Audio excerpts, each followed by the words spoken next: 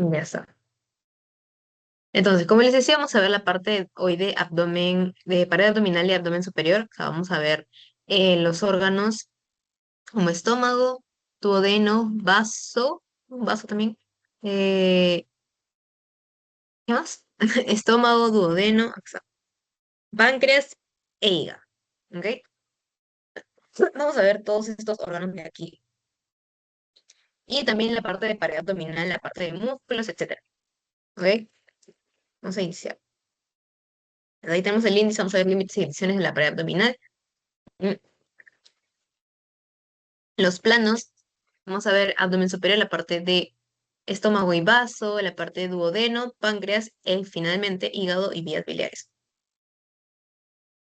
Vamos a empezar con los límites y divisiones del abdomen. Un límite proximal del abdomen principalmente va a ser los cartílagos costales y la apófisis sifoide. O sea, acá viene nuestros cartílagos costales hoy. Desde aquí, desde el apéndice sifoides, todos nuestros cartílagos costales son un límite proximal. Luego, un límite distal va a ser nuestro ligamento inguinal que hemos visto desde dónde sale hasta dónde se va en toda la parte de la pelvis. Y un límite lateral, tanto en el lado derecho como en el lado izquierdo, va a ser la línea axilar anterior. O sea, acá tenemos la axila, que es la línea axilar anterior. Todo eso, no, desde esos límites se va a hacer, ay sí, cierto, perdón chicos, ahí se los paso. El PPT, hoy se me olvidó de pasárselos. Perdón chiquis. Ahí está cargando, ¿ok? Entonces tenemos ahí los límites. Ahora ustedes ya saben, probablemente sepan que nuestro abdomen se divide en cuadrantes, ¿ok? Tenemos 9 cuadrantes en el abdomen, los cuales se van a dividir en cuadrantes superiores, medios e inferiores, o vamos a estar poniéndole nombre específico a cada uno. ¿Listo? En la parte superior, bueno, primero vamos a delimitar desde dónde a dónde vamos a llamar tal zona o desde dónde a dónde vamos a poder dividir estos cuadrantes. Entonces, tenemos las cuatro líneas que nos van a estar delimitando a nuestros cuadrantes. Las líneas verticales nos van a delimitar a nuestro abdomen en 3 columnas. ¿Ok? Y estas líneas imaginarias son las líneas medias claviculares. O sea, nosotros nos proyectamos desde nuestra clavícula a la mitad hacia abajo. Esa es la línea media clavicular, que nos sirve de muchos puntos de inserción anatómica o de muchos puntos de, por ejemplo, el punto de choque que vimos la vez pasada, o el choque de punta del corazón, también el quinto espacio intercostal con la línea media clavicular. Entonces, desde la línea media clavicular hasta abajo va a ser la primera división que nos va a dar en 3 filas. La línea media, ¿está escribiendo? Ah, perdón, ya. Línea media clavicular. En este caso es la derecha, línea media clavicular derecha y la línea media clavicular izquierda. Luego, los que nos va a dividir en filas van a ser dos líneas horizontales. Tenemos la primera línea horizontal que nos va a dividir en la primera y segunda fila, que va a ser el reborde costal, es decir, desde la doceava costilla, ahí es donde es el reborde costal. Aquí es reborde costal. Y luego la segunda línea horizontal que vamos a observar va a ser la que nos va a dividir a la tercera fila. Son las crestas ilíacas. Ustedes ya saben que la cresta ilíaca es la parte superior de las caras, el borde superior del hueso del coxal. Es esto, crestas ilíacas. Pues ya con las líneas medias claviculares y estas dos líneas, vamos a tener 9 cuadrantes. ¿Ok? Vamos a ver primero la sección superior en cada lado. Tenemos a los hipocondrios y al epigastrio. ¿Ok? En el epigastrio está aquí. Es el epigastrio. Esos son los hipocondrios. Hipo-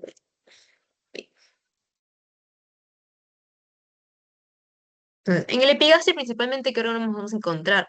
Vamos a encontrar al estómago, vamos a encontrar al hígado, las vías biliares, el colon transverso, Sí, principalmente eso, también el duodeno, etcétera.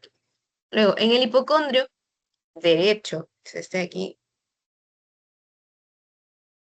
el hipocondrio derecho principalmente está casi la totalidad del hígado, ¿ok? Casi todo el lóbulo derecho del hígado lo vamos a encontrar en el hipocondrio derecho. Por eso, a la observación, cuando el hipocondrio derecho está muy ancho o muy grande, lo más probable es que sea una hepatomegalia. Quiere decir que el hígado está muy grande. Eso se puede observar bastante porque el hígado ocupa todo ese lado. Eso también podemos observar el ángulo cólico derecho, que es el que forma el colon ascendente, después el colon transverso, y las vías biliares también, etcétera. Ahora, en el hipocondrio izquierdo, vamos a encontrar también estómago, vamos a encontrar vaso, un poquito, una partecita chiquitita de hígado, y principalmente también cierta parte de la glándula renal, ¿ok? Porque el riñón derecho está un poquito más arriba perdón, el riñón izquierdo está un poco más arriba que el derecho por obviamente el espacio que ocupa el hígado en la parte de la región derecha. Ahora vamos a la segunda fila. Tenemos a los flancos y al mesogastrio. El mesogastrio. Mesogastrio y los flancos. Flanco, flanco. Tenemos al mesogastrio, que principalmente van a ser todo lo que son las vísceras intestinales, todo lo que continúa el tracto intestinal, las asas intestinales, como lo son duodeno, yeyuno, ilion principalmente, cierta parte del colon transverso, pero principalmente de órganos tenemos a las asas intestinales. Luego, para el flanco derecho,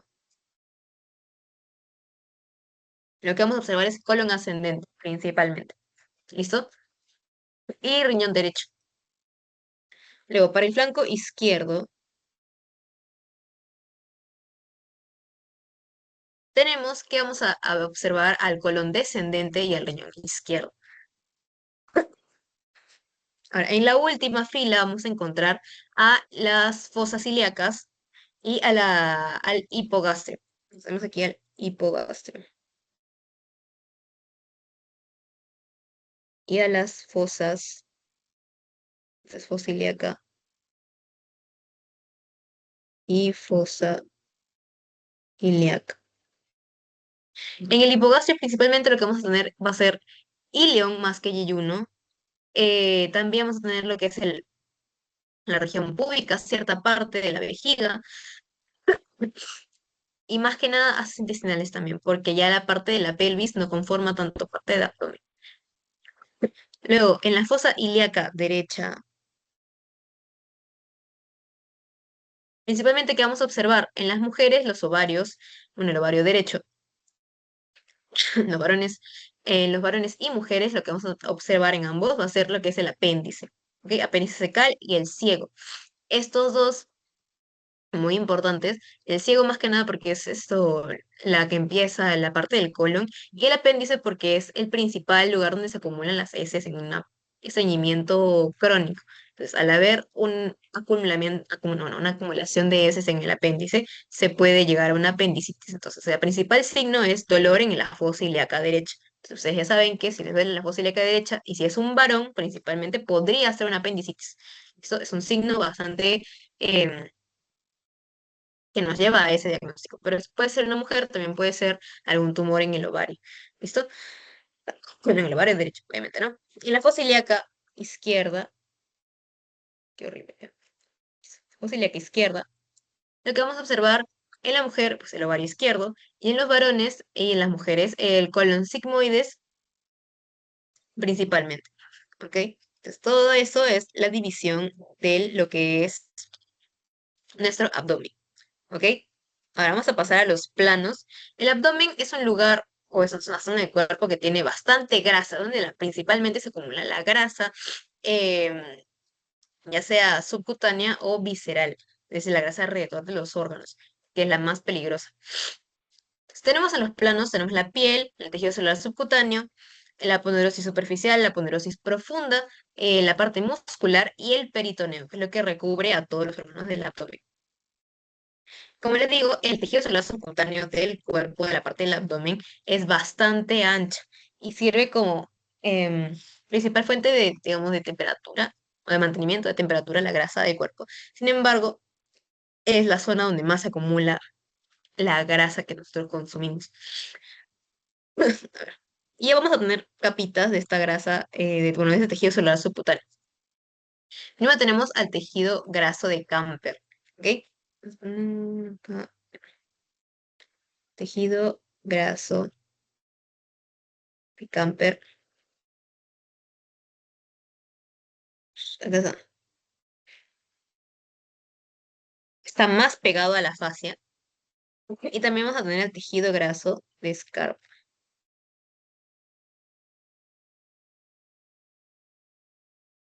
que me parece que en esta imagen no está. Ah, no sé qué está. Sí.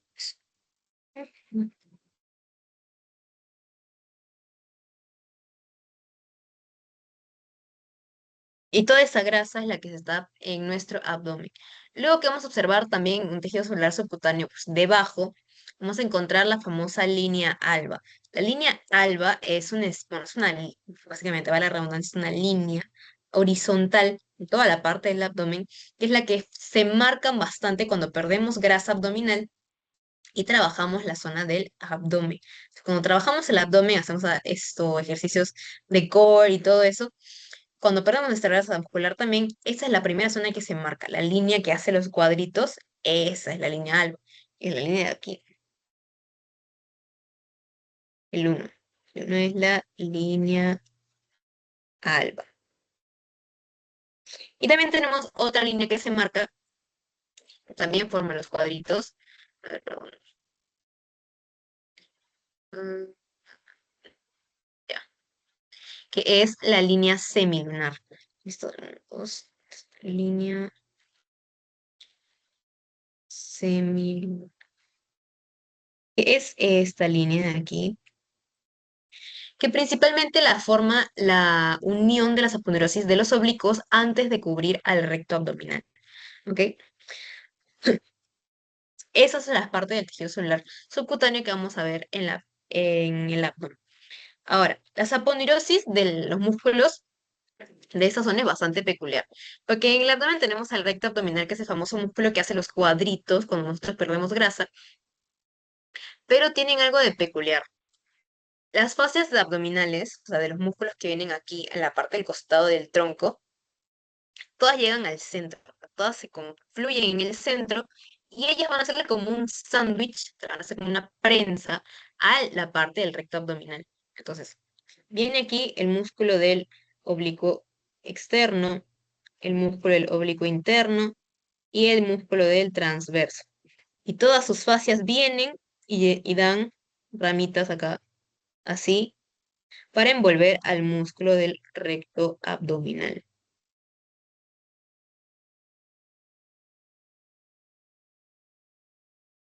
Se están cubriendo todo, todo, todo, todo. Y aquí es donde se forma la línea alba. Y acá se forma la línea semilunar.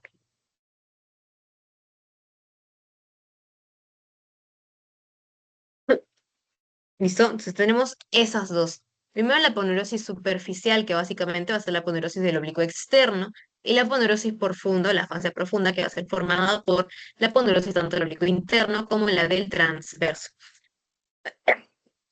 ¿Ok? Entonces, así se forma esta ponerosis. La hace como un sándwich o como una prensa. Vamos a ver cuáles son los músculos que conforman la prensa abdominal para abrazar a nuestro recto abdominal y se queda como un sanguchito en el medio. Ahora, en la zona muscular solamente vamos a tener cuatro músculos. Vamos a tener al recto abdominal, que es el que vemos aquí. Este es el recto abdominal.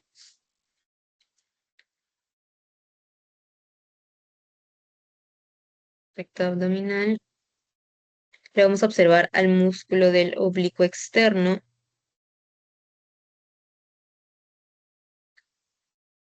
al oblicuo interno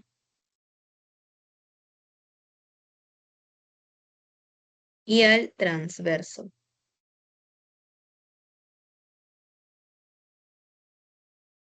Oblicuo externo es el 2. Acá está cortado porque para poder observar los demás músculos, el oblicuo interno no se ve en esta imagen, está sacado, se ha cortado, pero acá está el transverso, este es el transverso. ¿Ok? No se preocupen porque van a ver más imágenes con inserción y todo lo demás para observar correctamente a los músculos. ¿Listo? Ahora sí, vamos a ver cada uno de ellos. El oblicuo mayor, o también llamado oblicuo externo, si es que se olvida, externo,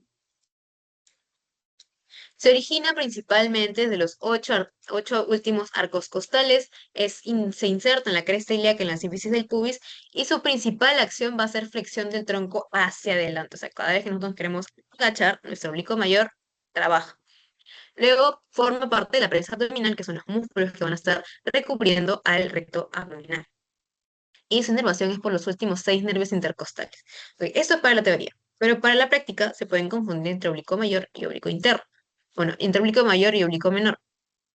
Un poquito difícil que se confundan, pero en algunos músculos, en algunos cuerpos no hay, o sea, en algunos cuerpos del anfiteatro, no que nosotros, del anfiteatro en la práctica no hay algún oblicuo mayor u oblicuo interno y solamente está uno de los dos, y están como si fueran hojas de papel, o sea, para poder separarlos, porque es bien delgadito.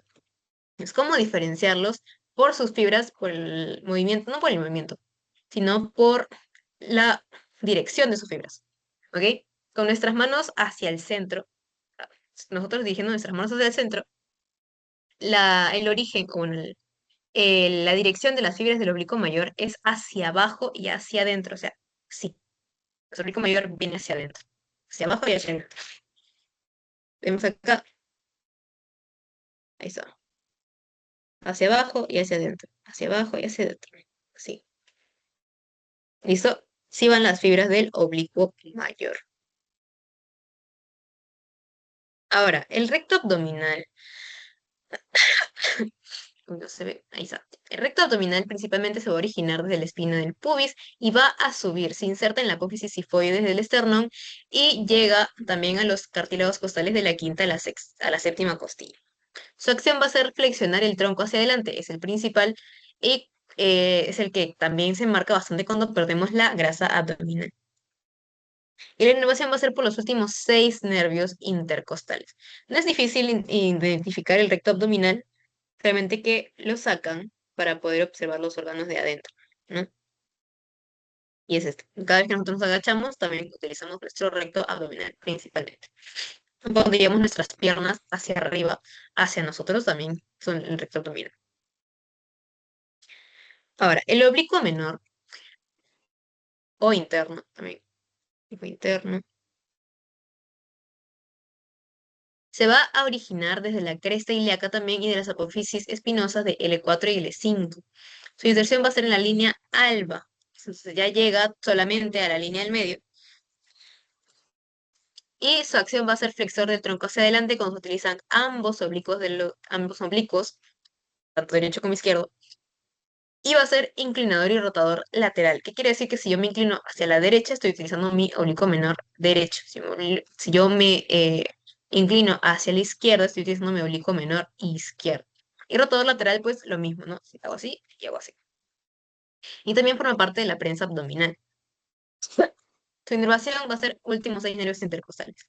Ahora, la diferencia de fibras con el oblicuo menor, siempre con las manos hacia el centro, llevándolos hacia el centro, el oblicuo menor va a sus fibras de abajo hacia arriba, hacia el centro. ¿Ok? Así, de abajo hacia arriba y el centro. Así. En cambio, el otro iba de arriba, abajo y hacia el centro. ¿Listo? Entonces, esa es la principal diferencia entre las fibras del oblicuo menor y el oblicuo mayor. Y finalmente el músculo transverso del abdomen, que es el que ya está en la última capa, también se origina en la cresta ilíaca sus cartílagos y también los cartílagos costales de las últimas 6 costillas, y su inserción va a ser en la línea alba. ¿Cuál es la principal acción de este músculo? Es flexor del tronco hacia adelante también, y también forma parte de la prensa abdominal. Inervación va a ser por los últimos 6 nervios intercostales, y sus fibras obviamente se distinguen bastante de los otros porque es al mismo nombre que tú dices trans, tu mismo nombre lo dice, perdón, es que es transverso, es decir, que sus fibras van rectos hacia el centro, así, hacia adentro. Hay algo peculiar del músculo transverso, es que se forman estos huecos aquí y estos aquí.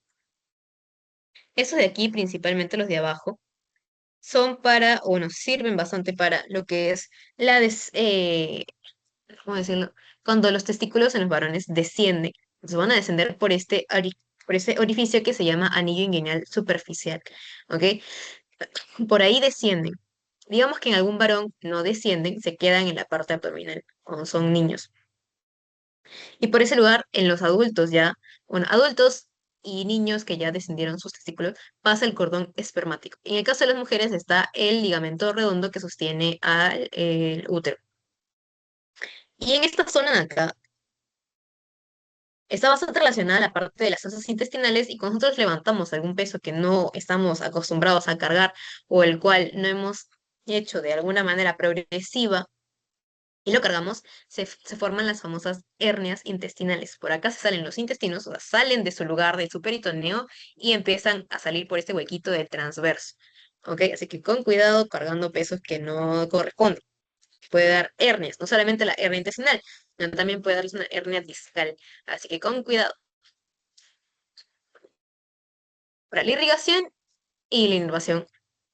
La inervación, principalmente de todos estos músculos y de toda la zona abdominal, va a ser por los músculos, por los nervios intercostales, ¿ok? Más que nada de los músculos en general. Toda la zona es por los intercostales. De ahí, la irrigación son dos arterias. Tenemos la arteria epigástrica superior y la epigástrica inferior. Ok, vamos a escribirlas acá. Tenemos a nuestra... Ay, perdón. Tenemos a nuestra epigástrica superior,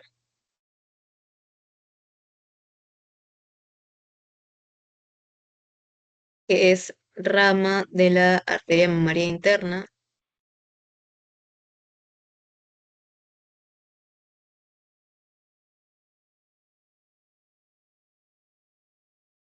Y luego tenemos la epigástrica inferior,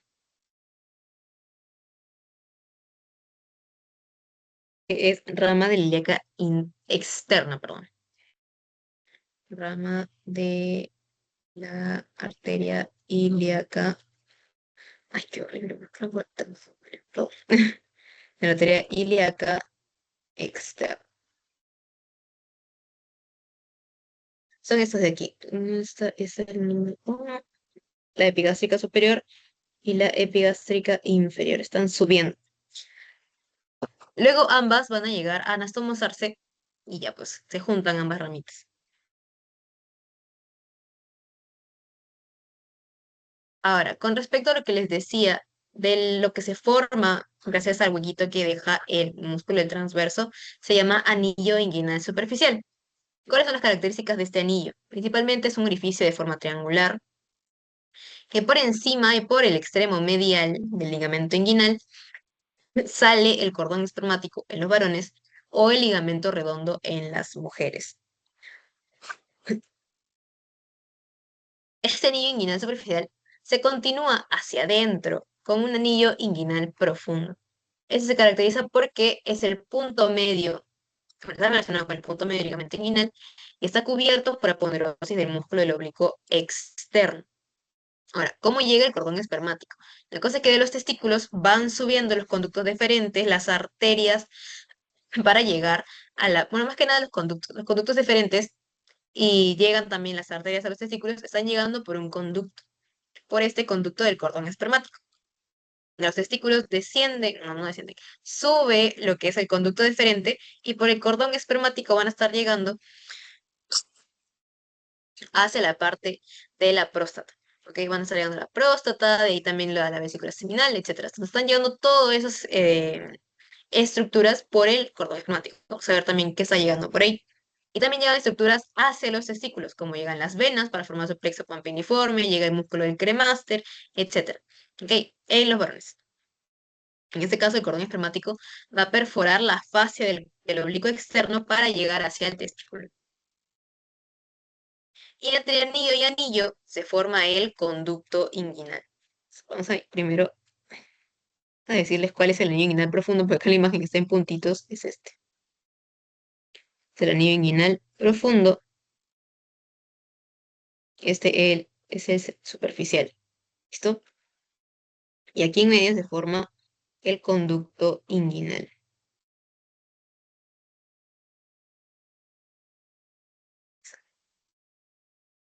El conducto inguinal es como un tubo, como una vía expresa, prácticamente, para el cordón espermático y tiene paredes. Aquí estamos la pared externa, que es la aponeurosis del oblicuo externo, una pared posterior, que está con la fascia del músculo del transversal, luego el superior, que es la aponeurosis del oblicuo externo y el transverso, y el inferior del ligamento inguinal.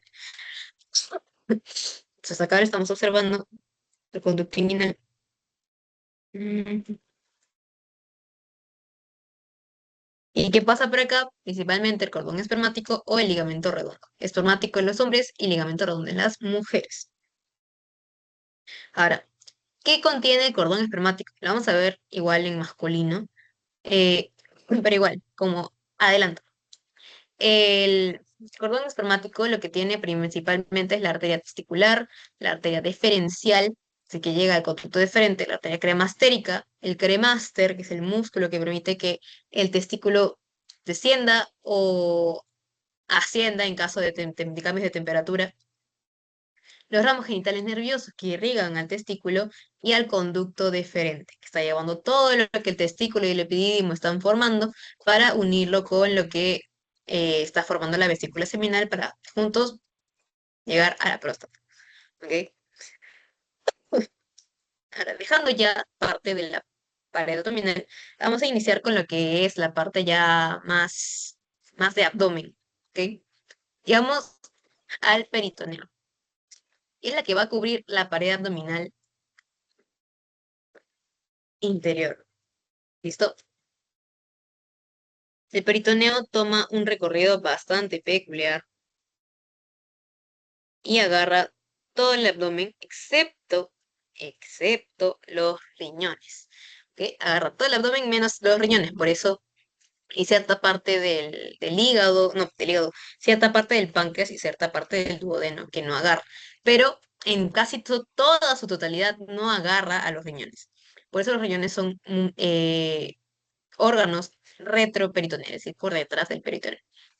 Tenemos el peritoneo parietal, que está por toda la superficie aquí de las asas intestinales. Aquí está el hígado, le da toda la vuelta, y ven acá como deja un hueco, literalmente deja un espacio acá, se salta lo que está atrás, y de ahí viene por acá de nuevo así. Y aquí dobla así y todo eso. Entonces, todo un recorrido bastante peculiar. Mm. Y tenemos el peritoneo visceral, que principalmente no se observa bien en la imagen, pero tenemos que el peritoneo visceral también está acompañado de los epiplon o que no me acuerdo cómo se llamaba el otro nombre. Epiplon o no me acuerdo el otro nombre. Tiene otro nombre. En todos los no me acuerdo el otro nombre, pero nosotros en la universidad le decimos epiplon. En algunas aumento, ahí está, esa es la palabra. Aumento mayor. Vamos a tener aumento mayor, que es el epiplon que va a recubrir toda esta zona de acá, que es prácticamente grasa, que también tiene el peritoneo. Y tenemos el epiplón menor, que es el que nos va a dividir aquí la zona entre el hígado, el estómago, etcétera.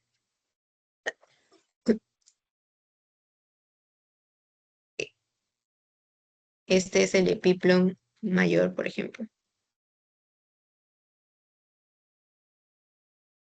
También se le llama omento. Tenemos esa estructura que se llama mesocolon transverso. Ustedes han visto que el peritoneo tiene un recorrido bastante peculiar y pues va a dividirnos el peritoneo, en dos compartimento supramesocólico e inframesocólico, gracias a que tiene un repliegue peritonal llamado mesocolon transverso. Entonces, el peritoneo viene así aquí y como que acá llega y se cierra y nos va a dividir en el compartimento supramesocólico y el inframesocólico. Esto, principalmente, ¿qué es lo que va a dejar hacer al colon transverso? Es que se mueva sin despegarse. O sea, el colon transverso abarca casi toda la parte del central del abdomen y necesita movimiento. Entonces, para evitar que se salga o se mueva, se adhiere al mesocolon transverso y ya pues ahí tiene más estabilidad. Ahora, en el compartimento supramesocólico, vamos a dividirlos en una línea imaginaria, ¿ok? En fosas. Tenemos una fosa hepática, una fosa gástrica, o una fosa derecha o fosa izquierda, como lo quieran decir, y una fosa posterior. En la fosa gástrica, obviamente, pues vamos a tener al estómago principalmente y al vaso. Y en la fosa hepática, lo que vamos a observar va a ser al hígado y a las vías biliares, y principalmente la vesícula también. Y en la fosa posterior, aquí, aquí es donde nosotros observamos a nuestro epiplón menor. Ese es el epiplón menor. Epiplón menor. Nuestro epiplón menor tiene la característica de que hace como una especie de hueco, ¿ok? El famoso llamado hiato de Winslow, ¿ok? Este hiato o este orificio es muy importante. ¿Por qué? Ustedes ven que en ese orificio están un conducto verde, un conducto rojo y un conducto azul. Pues se los presento. Ese conducto verde es la unión del conducto cístico y el conducto biliar principal que van a formar al colédoco. El colédoco es el que principalmente lleva todo lo que es las sales biliares y principalmente la bilis del hígado hacia hacia el duodeno. Y al costado tenemos a la arteria hepática derecha. Estas estructuras son de principal observación levantando el hígado y observando el hiato de Winslow. Entonces, es un punto de referencia anatómica quirúrgica para poder observar estas estructuras. ¿Ok? El hiato de Winslow es muy importante. Eso. Y ahora, en el mesocolon transverso, ¿qué es lo que vamos a observar? En la parte del inframesocólico. Vamos a encontrar espacios. ¿Listo? Primero que el mesenterio, es decir, la palabra que está aquí, mesentérico. El mesenterio es lo que va a permitir a las asas intestinales, es decir, al duodeno, yeyuno e ilion, que se adhieran a la pared posterior del abdomen, es decir, hacia acá a la espalda, para que toda su longitud pues esté estable y de esta manera también permitir que las arterias estén llegando correctamente a cada uno de los lados, porque tiene una característica peculiar que es como un sol, entonces llega en repliegues así para también permitir que las arterias tomen un camino, una buena ruta para llegar a irrigar esta zona. Tenemos el espacio mesentérico derecho, mesentérico izquierdo, parieto cólico derecho y parieto cólico izquierdo. El mesentérico derecho principalmente va a ser, bueno, los mesentéricos, la mayoría, ambos, son casi que posteriores. ¿Sí? Porque el mesenterio está casi que en la pared posterior. Luego, los parietocólicos derechos están más relacionados con el colon que con los intestinos delgados, bueno, con el intestino delgado, están más relacionados con el colon y la pared abdominal, entonces es más externo, la parte más anterior. El parietocólico derecho y pues parietocólico izquierdo.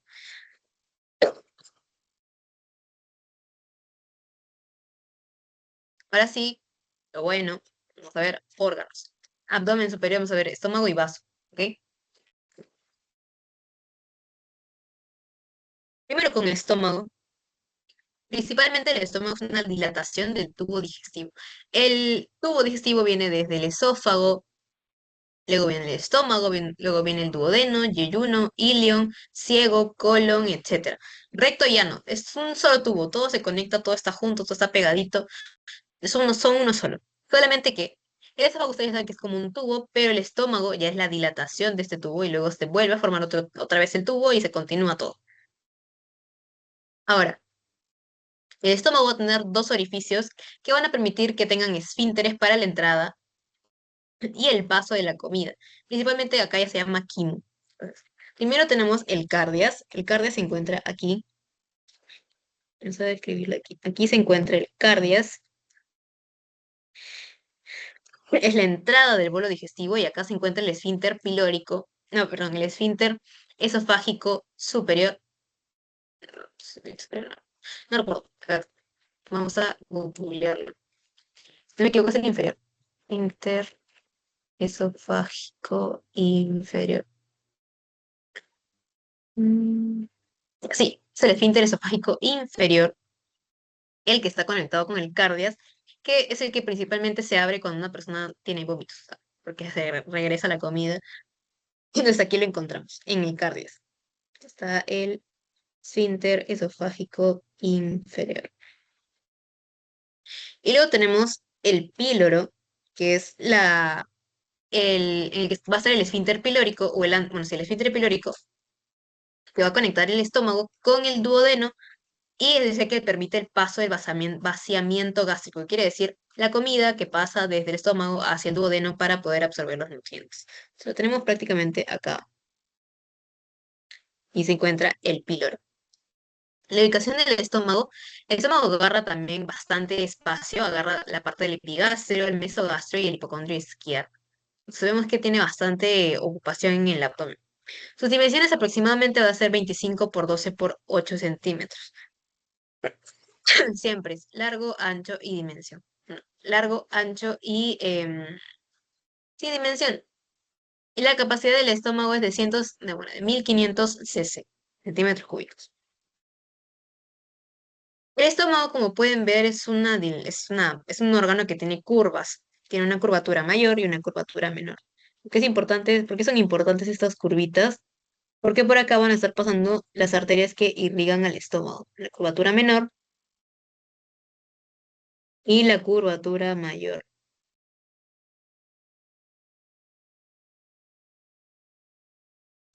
Vamos a tener una superficie anterior y posterior. Obviamente la anterior es la que observamos ahí. Y la posterior no se observa en la imagen, pero la cara posterior. Y va a tener principalmente partes. No sé si acá está, acá no, el parte no está acá, ya. Tenemos la parte del fondo, que si nos proyectamos, o sea, en el estómago, aquí, este es el fondo. Luego viene el cuerpo y finalmente el antro pilórico.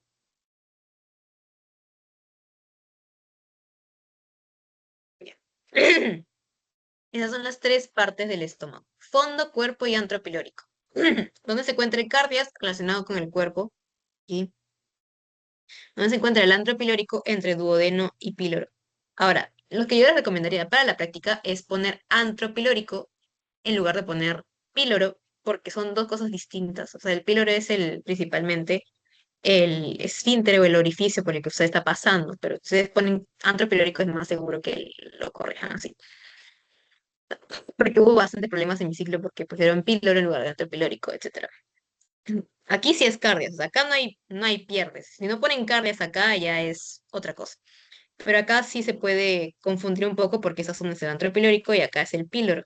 Entonces, un poquito como que se confunde y puede ser un poco ambiguo. Pero lo que más recomiendo es que pongan antro pilórico. Ahora, el estómago es un órgano hueco, principalmente compuesto por músculo.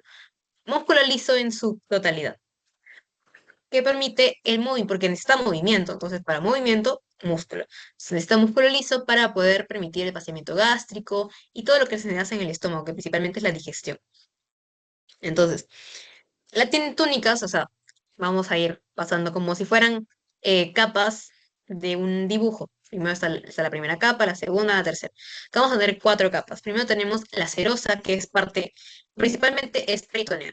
Si en algún órgano le dicen serosa, es peritoneo o pleura o pericardio, ¿ok?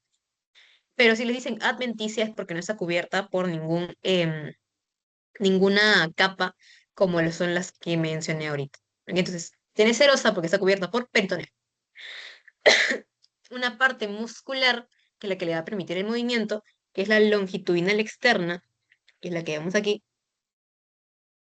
Esta es la longitudinal, ay, parece que está dibujando. Esta es la longitudinal externa. Vemos cómo las fibras están yendo de manera larga, sí. Tenemos la circular media, creo que acá no está. La circular media viene hacia adentro, o sea, dando como vueltas, vueltas, vuelta, vuelta, vuelta.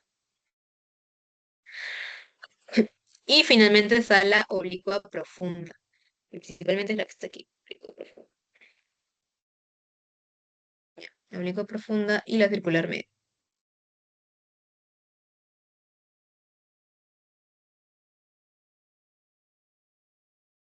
Luego tenemos la submucosa, que es tejido conjuntivo laxo, y la mucosa, que principalmente presenta pliegues, que son los que están aquí, pliegues gástricos. ¿Ok? Ahí. Todo esto es la mucosa.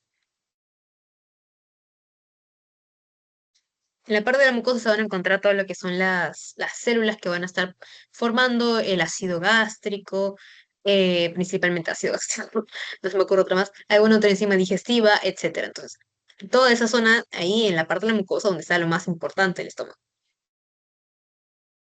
La irrigación del estómago y del hígado y del páncreas y del vaso principalmente está dada por el tronco celíaco, que es una arteria, sí es una arteria, que principalmente sale de la aorta abdominal. Es la primera rama que sale de la aorta abdominal, o sea, porque vamos a tener tres ramas grandes. Tenemos el tronco celíaco, la mesentérica superior y la mesentérica inferior. Los troncos grandes, ¿ok? Esas tres, porque de ahí vamos a tener la arteria renal, etcétera. Pero tenemos esas tres principales, que van a irrigar la zona intestinal.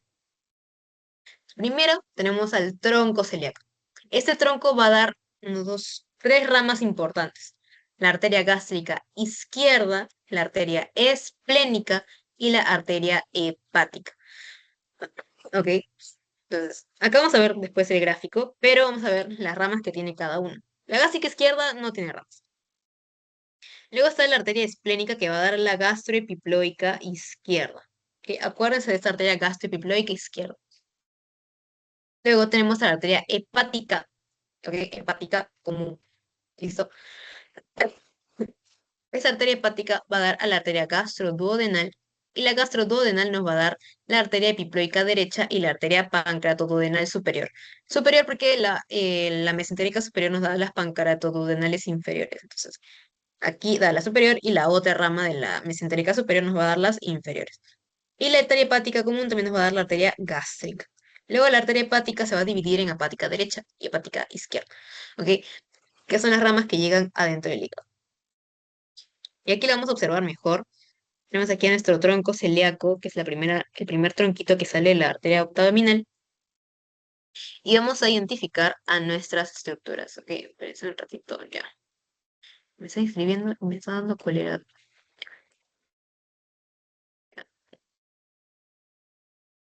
Ahora sí, ya. Primero tenemos a nuestra arteria gástrica izquierda. La vamos a identificar nuestra gástrica izquierda. Ya. Gástrica derecha, gástrica izquierda. O coronaria estomática. A mí me olvidó también le llamamos así. Arteria gástrica izquierda. Que se llama acá. Luego vemos a nuestra arteria gástrica derecha, rama de la arteria hepática, que va a llegar también a la curvatura menor. Llegan aquí. Ven el recorrido de nuestra arteria gástrica izquierda, nuestra gástrica derecha, y están llegando a unirse para irrigar toda la parte eh, de lo que es la curvatura menor. ¿Ok? Estamos llegando a la curvatura menor gracias a la arteria gástrica izquierda y a la arteria gástrica derecha. La gástrica izquierda que sale directamente de la parte del tronco celíaco y la gástrica derecha que sale de la arteria hepática común. Me muero. Ya. Luego, ¿qué más teníamos? La arteria esplénica. La arteria esplénica sale y pasa por atrás del estómago como en forma de curva. O sea, viene como un encaje, parece un encaje así, viene así, aquí, viene así ondulada, ahí, viene así onduladita, onduladita por la parte posterior del estómago y llega al vaso, ¿ok?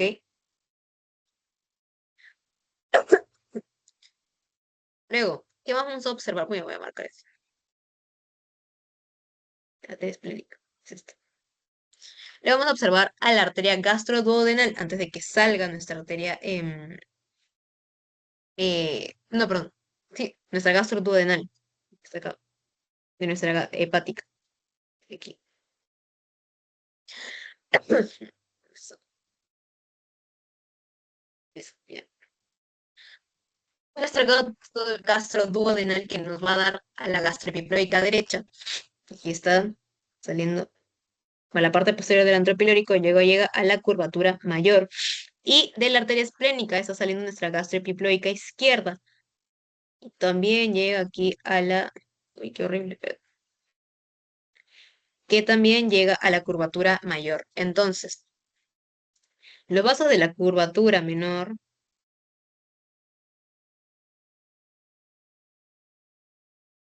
son las gástricas y los de la curvatura mayor,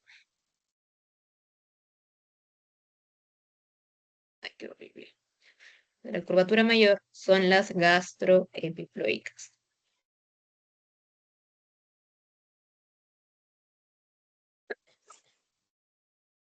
Luego las pancreatoduodenales superiores van a estar saliendo por aquí. Y además me falta ninguna más. Entonces, tenemos todas las ramas de nuestro tronco celíaco que van a estar irrigando al estómago, vaso, y también va a estar saliendo una rama para el hígado.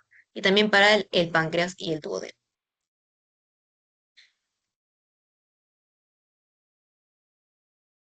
Ahora vamos a ver la parte de vaso. La verdad, vaso es un órgano que no se complica la vida. Es homocaterético, que principalmente significa que básicamente va a ser lisis, ¿ok? Que, o sea, ¿cómo decirlo? Sí, principalmente es un órgano que va a matar a nuestros vasos sanguíneos, digo, a nuestros glóbulos rojos em, viejitos. O sea, los glóbulos rojos que ya cumplieron su función en este mundo, que ya llegaron a los 120 días, llegan al vaso y el vaso se encarga de... Te lo lleva. Bueno, es creo que es hemo. Sí, hemo, no homo. Me estoy moviendo un poquito ya. Es hemocaterético, ok. Me lo están diciendo, no me suena homocaterético. Hemocaterético. Olviden eso. Es hemocaterético, que principalmente es la destrucción de los vasos sanguíneos cuando ya llegan a su 120 días, llegan al vaso, el vaso se dice, Oli, ha llegado la muerte, ya, se los baja. El vaso también puede sufrir algunas irregularidades en las cuales empieza a destruir a los glóbulos rojos que no han llegado a su fin, que todavía pueden circular la sangre. Y empieza lo que es una disminución de la hemoglobina por una eliminación incorrecta del vaso. O sea, el vaso causa la famosa anemia hemolítica. ¿Ok?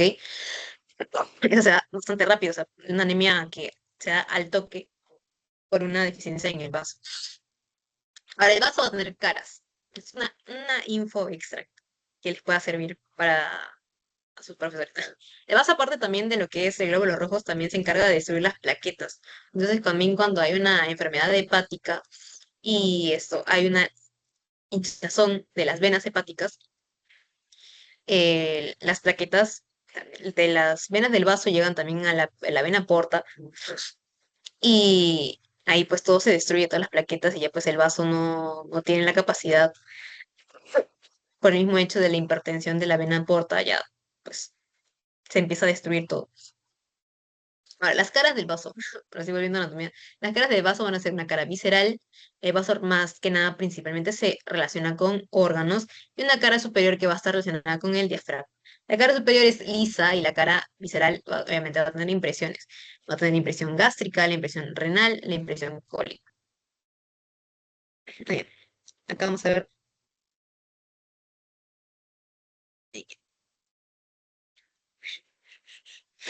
Es impresión cólica, impresión cólica. Ah, no, sí, se me estoy equivocando.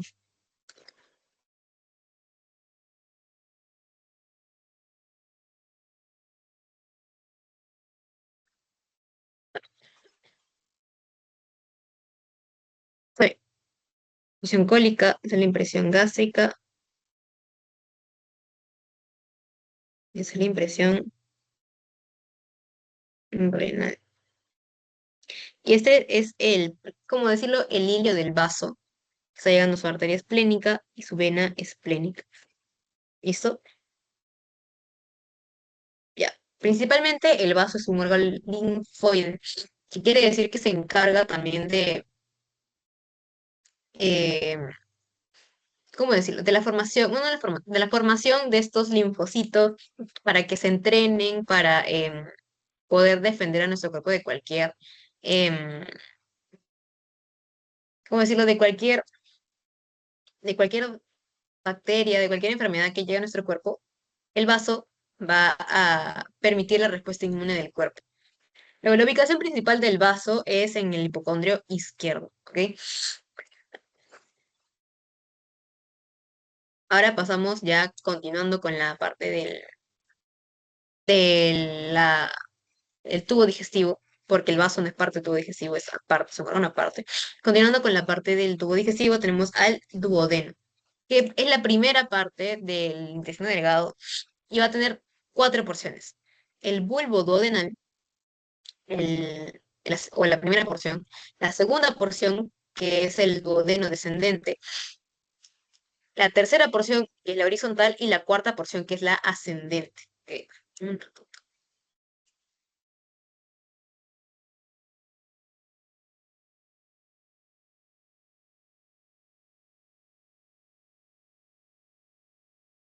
perdón, ya.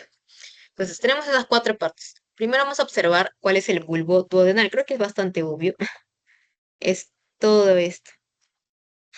Esa es la parte del bulbo duodenal que mide aproximadamente de 3 a 4 centímetros. Es la continuación al toque ahí nada más de lo que es el estómago. Luego tenemos al duodeno descendente. Es bastante peculiar porque el duodeno descendente, o la segunda porción del duodeno, es esta. Es una porción del duodeno se relaciona con el riñón derecho y aparte es porque es la desembocadura del conducto pancreático y el conducto pancreático accesorio, además que también es la desembocadura de el conducto colédoco, ¿ok? Estos tres van a llegar a una ampolla dentro del duodeno que se llama la ampolla de Vater.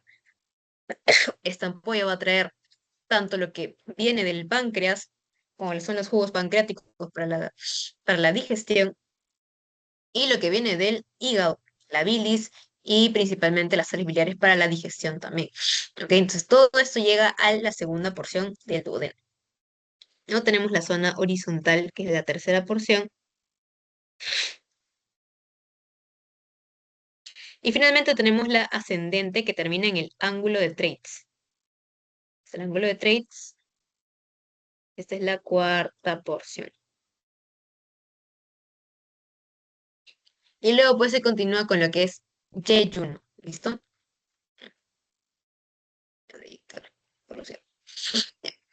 Ese es el yeyun.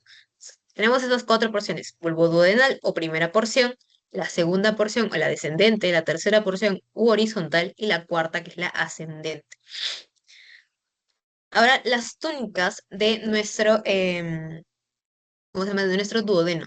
El duodeno tiene la famosa serosa, el peritoneo, y en la parte muscular el famoso cile, circular interna y longitudinal externa, que les permite el movimiento del peristaltismo. Pues. Tenemos ay, la longitudinal externa y la circular interna. Cile. La submucosa pues tiene tejido conjuntivo laxo y la mucosa presenta pliegues circulares. Y aquí es donde nosotros observamos a nuestra ampolla de váter.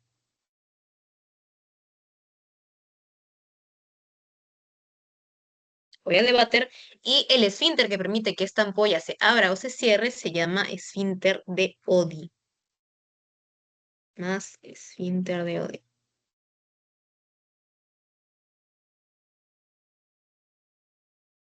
Porque obviamente esta ampolla no va a estar abierta todo el día. Al estímulo se va a abrir y este esfínter es el que permite que se abra la ampolla y llegue tanto a los líquidos que vienen del hígado como los que vienen del páncreas. Por ejemplo, acá vemos el conducto pancreático principal que está llegando y el coledo. ¿Ok?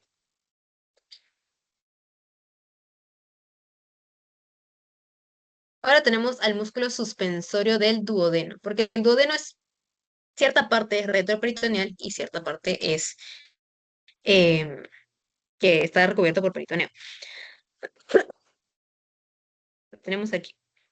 Ese músculo suspensorio del duodeno, principalmente, el primer fascículo va a ser derivado del diafragma, es decir, que va a estar agarrado desde el músculo del diafragma, es el que principalmente observamos aquí.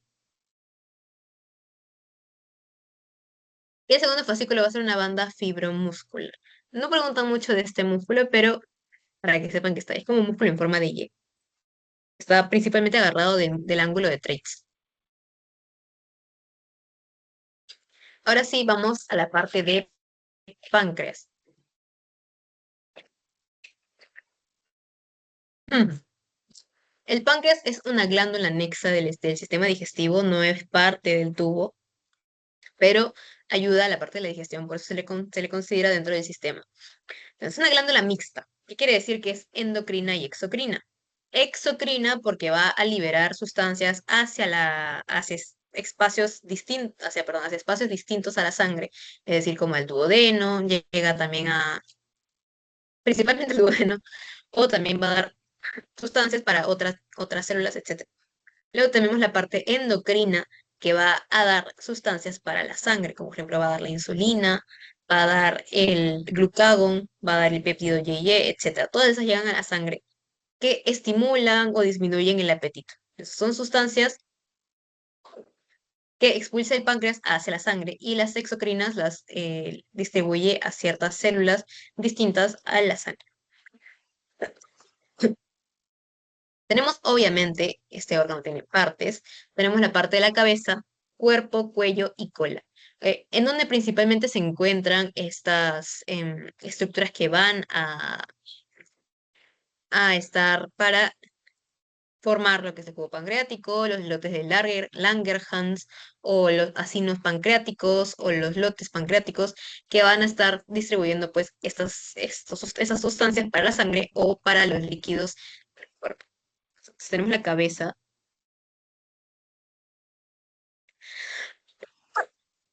del páncreas, ahí, eso, toda la zona de la cabeza del páncreas.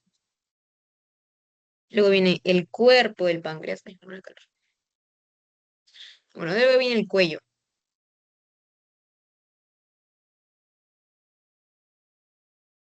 del páncreas. Decía leucemia.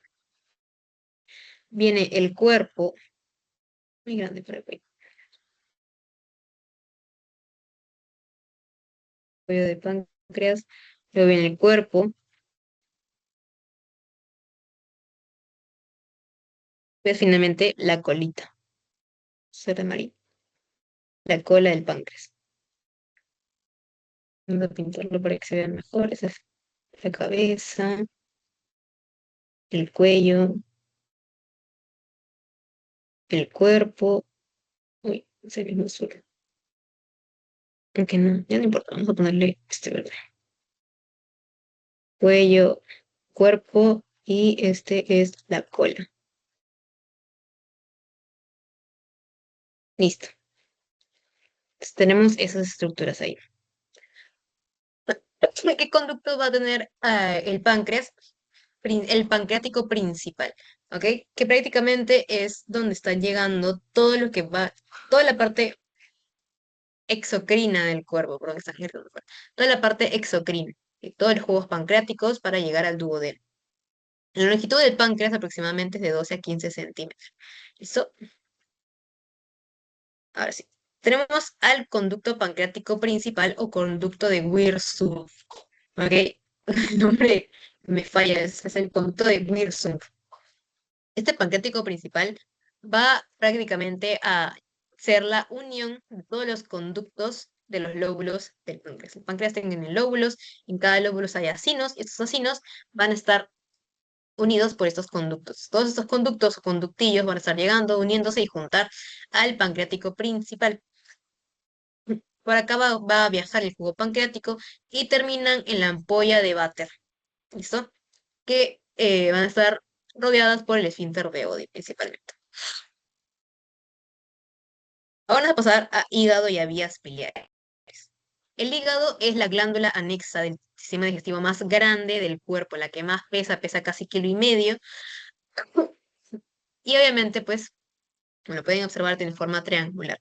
Sus medios de fijación van a ser la vena cava inferior, las venas suprahepáticas y el ligamento redondo, que es un rezago embrionario. Este es el ligamento redondo.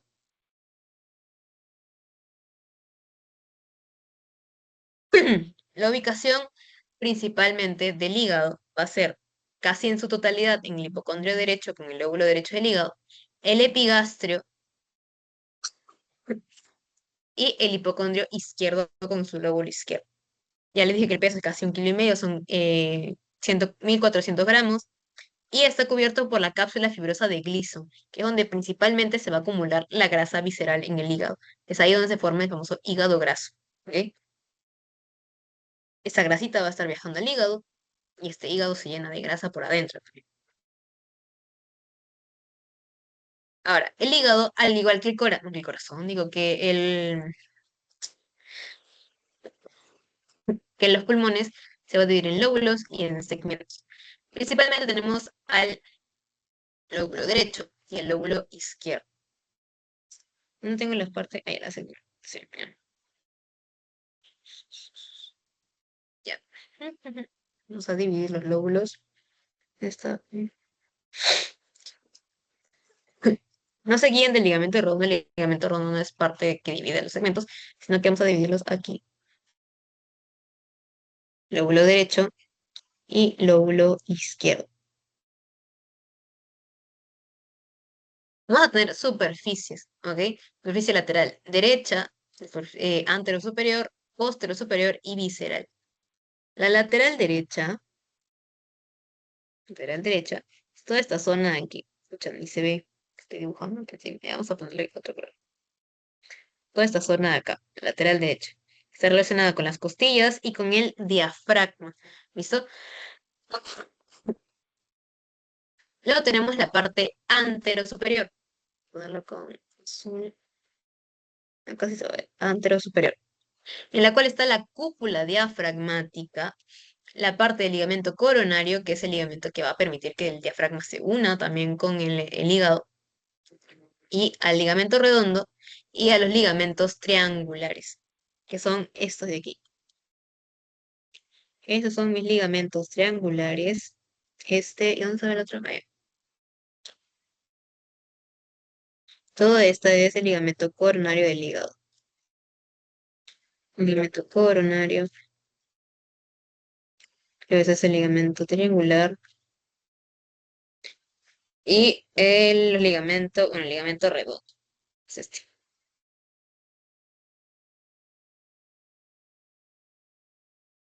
Ese es azul. La otra superficie es la postero superior, es decir, nada más que voltear del hígado para verlo de espaldas. En la postero superior, darle sí, este lado. La cual vamos a tener parte el epiplón menor, perdón, la parte del lóbulo caudado, que es el lóbulo o el segmento número uno del hígado, el área desnuda, que es la parte del hígado que no tiene peritoneo, y el ligamento de Arancio. Voy a dibujar acá, esa es el área desnuda. Este es el lóbulo caudado. Igual lo voy a escribir, no se preocupen. Y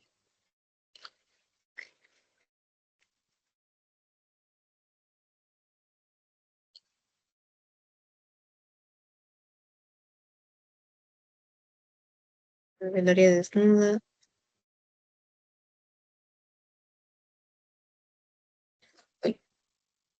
Bueno, vía desnuda. Ese es el lóbulo caudado.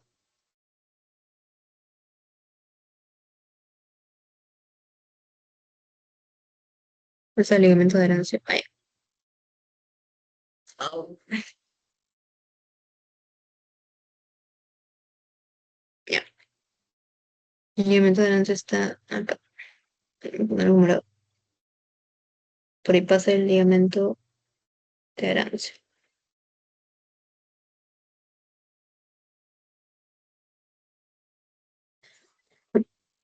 Ahora, la parte visceral principalmente es epipleo menor también e impresiones viscerales, tanto de estómago, esófago, riñones, colon, duodeno y hasta la glándula suprarrenal.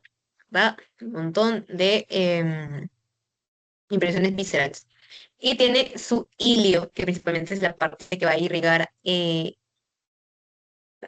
va a llenar, irrigar y a segmentar al hígado por dentro, que es la arteria hepática derecha y la hepática izquierda, o sea, las dos, la vena porta y el conducto colédoco, que es la unión del conducto, sí, el conducto colédoco, que es la unión del conducto biliar principal, uno del conducto hepático principal y del conducto cístico.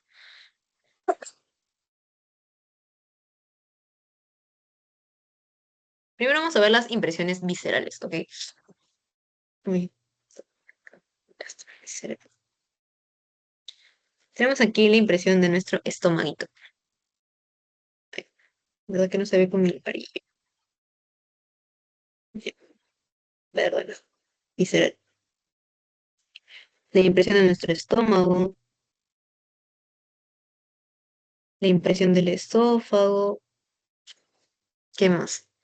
Ya, acá está el duodeno, acá está nuestra glándula suprarrenal, nuestro riñoncito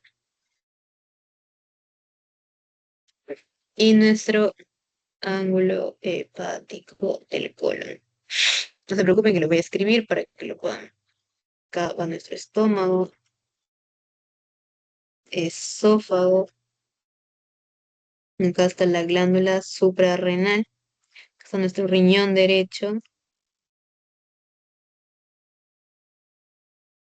duodeno y el ángulo hepático del colon. Del colon. Ya está. Y este es el ilio hepático.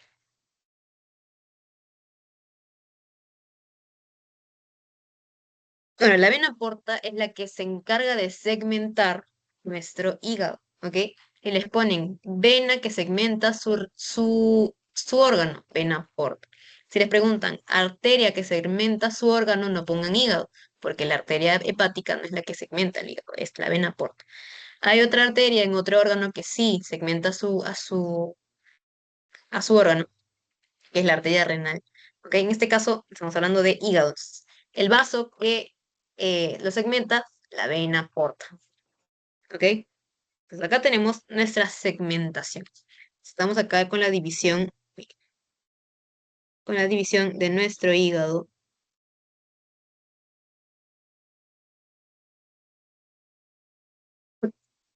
De nuestra división de nuestro hígado. Y primero vamos a verlo por nombres y de ahí lo vamos a ver por números, porque también se conoce la segmentación en números. Tenemos al lóbulo derecho y al lóbulo izquierdo. Para que se acuerden más o menos de qué segmentos van en cada uno. En el segmento izquierdo están los mediales y laterales. Y en el segmento derecho están los anteriores y posteriores. Tenemos en el segmento, no, perdón, en el lóbulo derecho al antero superior, antero inferior, al póstero superior, uy, póstero superior, póstero inferior. Con razón dije, porque eso tengo cáncer.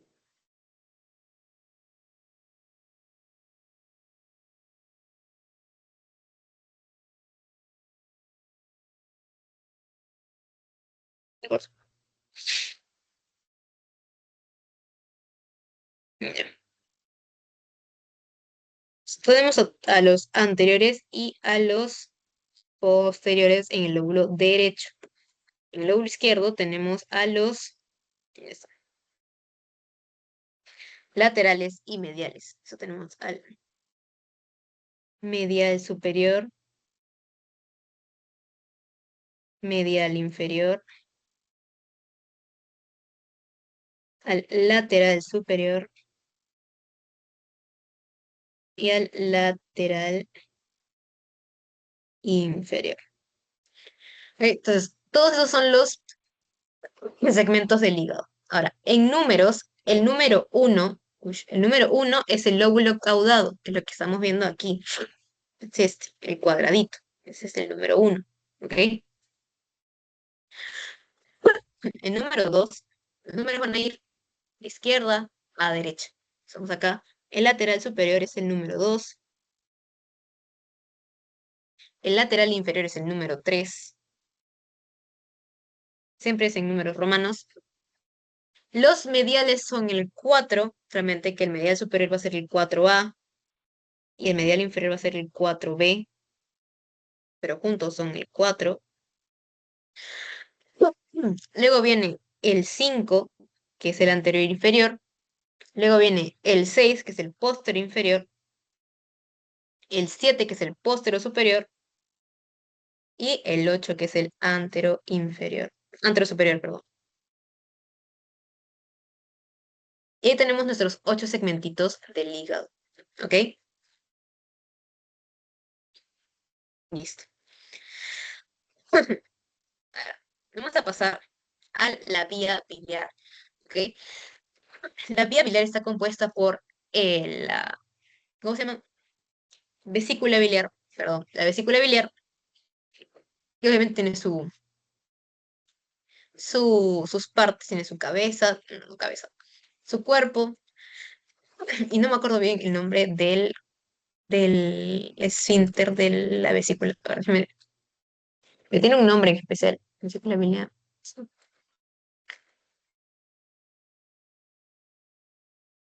Yo recuerdo que estaba en la Nueva Maya. A ver, vesícula, cuello, no, es un esfínter que permite la salida de la bilis.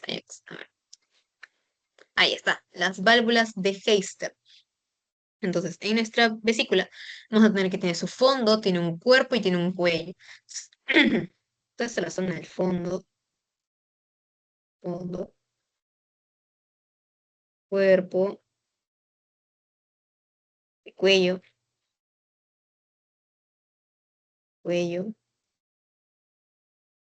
Y antes de que se vuelva conducto cístico, en esta zona de acá están las válvulas de Heister. Heister, de Heister. Válvulas de Heister. Y de aquí viene el conducto cístico. Vamos a ver cómo lo hago para que no salga, para que se vea. Aproximadamente. Vamos a mover. Mover esto acá al costado. Ay, Dios. Ahí, eso. Este es el conducto cístico.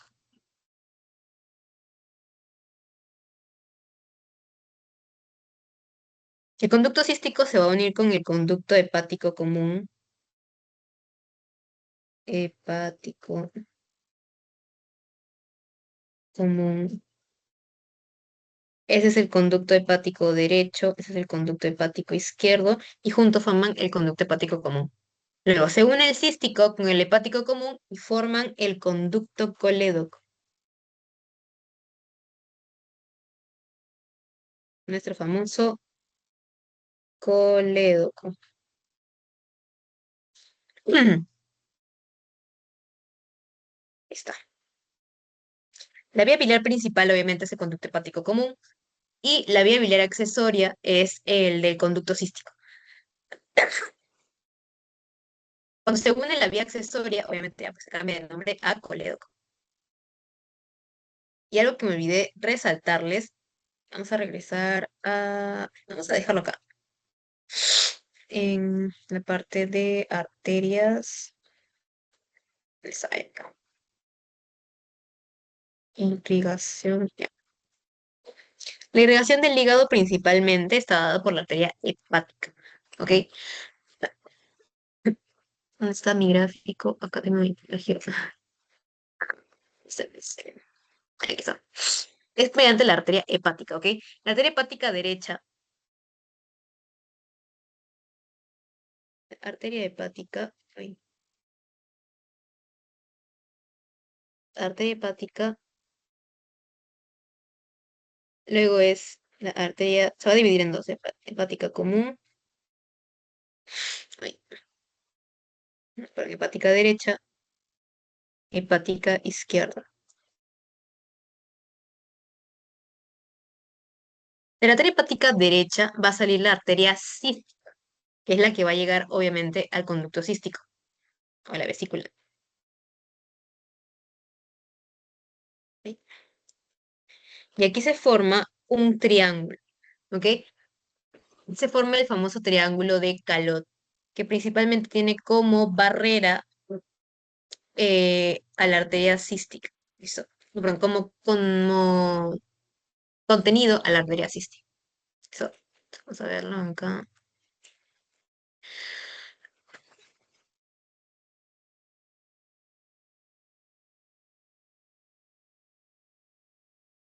Este es el triángulo de Calot. Sí. Ujú. Arteria cística, conducto cístico y conducto hepático. Suena de amarillo.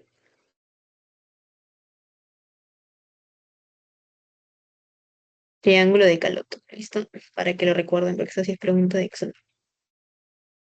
Triángulo de Calot.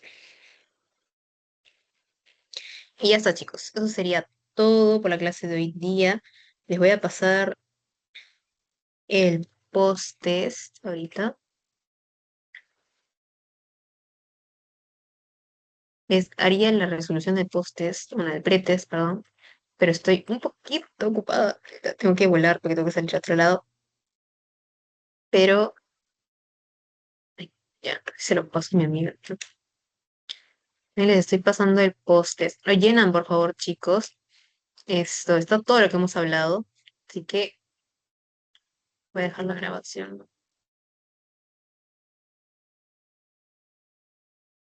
A eso.